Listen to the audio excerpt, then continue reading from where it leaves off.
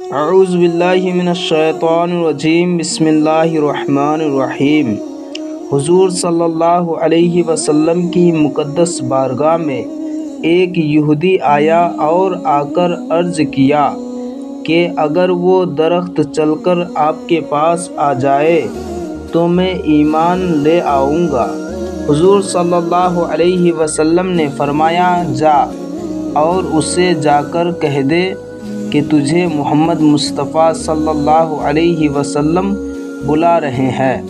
درخت نے جب محمد صلی اللہ علیہ وسلم کا نام نامی اسم گرامی سنا تو اس نے ہلنا شروع کر دیا، آگے پیچھے دائیں بائیں جھکا اور اس کی جڑیں اکھڑ گئی۔ پھر اپنی جڑوں کو کھینچتا ہوا بارگاہ رسالت میں حاضر ہو گیا اور بزبان فصیح کہا، السلام علیکم یا رسول اللہ۔ یہ معجزہ دیکھ کر وہ یہودی حیران ہو گیا اور کہا، اچھا اب اسے اپنی جگہ واپس بھیج دیجیے۔ حضور نے فرمایا، اے درخت اپنی جگہ چلا جا۔